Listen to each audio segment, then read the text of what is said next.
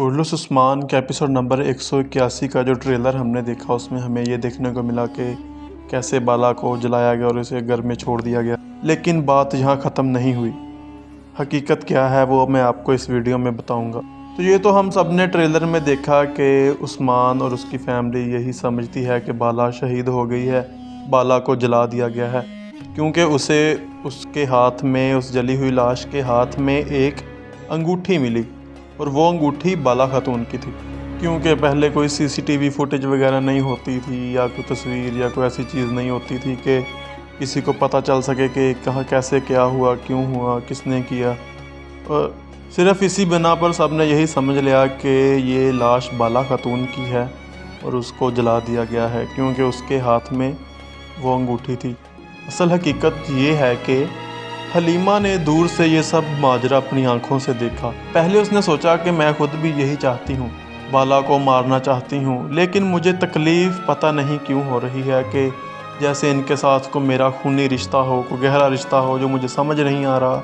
और इसी वजह से वो उस घर में जाती है और जो बेगम खातून की खादमा वहाँ होती है उसको मारती है और बाला खातून जो कि बेहोश पड़ी होती है उसको बाहर निकाल लेती है और बाला खातून की अंगूठी उस लाश को पहना देती है।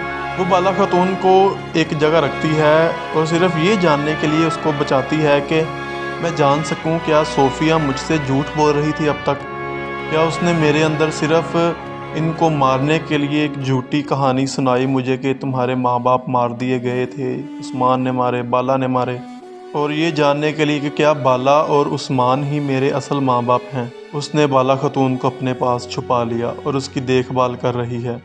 लेकिन दूसरी तरफ सारा कबीला यही समझ रहा है कि बाला खातून को मार दिया गया है बेगम खातून ने या मंगोलों ने, और इसके बरक्स उस्मान बे बहुत गुस्से में है और उसने इसी गुस्से में सोगोत को फ़तह कर लिया और मंगोलों को वहाँ से निकाल दिया। लेकिन मंगोल ये समझते हैं कि कोई बात नहीं, अगर सोगोत निकल गया तो हमारे पास उस्मान बे का कबीला है और हम कबीले पे हुकूमत करेंगे। मंगोल भी जानते हैं कि उस्मान अब कबीले पर हमला करेगा। उस्मान ने बाला की जो लाश है, जो नकली लाश है, उसे दफनाते हुए कहा था कि बाला तुम्हारी कब्र की मिट्टी खुश्क होने से पहले मैं कबीले को फ़तह करूँगा और वहाँ पर अपना झंडा लटकाऊँगा। और हमें यकीन है कि उस्मान बे ऐसा लाजमी कर देंगे।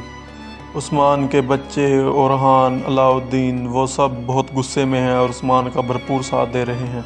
दूसरी तरफ जो जरकुताई है उसके भाई के साथ उसका काफ़ी क्लैश बढ़ गया है और उसका भाई उसे मारने ही वाला है। हमने पिछले एपिसोड में देखा कैसे वो उसे जेल में मंगोल जो है वो उसे खंजर में मारता है, लेकिन किसी ना किसी तरीके से वो उस कैद से निकल जाता है। जो राइटर है उसे पता है कि ऑडियंस को कब और क्या चीज़ दिखानी है। वो हमारा इम्तिहान ले रहा है, वो अपने फैंस को बार बार ऐसे सस्पेंस में डाल रहा है कि वो बस वेट करते रहें कि एपिसोड अब आएगी, अब एपिसोड आएगी, अब एपिसोड आएगी। हम लोग सारा दिन वेट करते हैं, सारा वीक वेट करते हैं, इसके रिव्यूज़ देखते हैं, बार बार ट्रेलर का वेट करते हैं कि क्या होगा क्या होगा। लेकिन ये हमारे साथ अच्छा नहीं करते। इन्हें चाहिए कि एक ही एपिसोड में हर चीज़ को ओपनली दिखाएँ, वाज़ेह तौर पे दिखाएँ। लेकिन वो भी एक तरफ से ठीक है, अगर वो एक ही एपिसोड में हर चीज़ दिखाएं तो अगले एपिसोड का इंतज़ार कौन करेगा इतनी बेसब्री से, इतने पागलपन के साथ। मैं तो भाई लाजमी करता हूँ।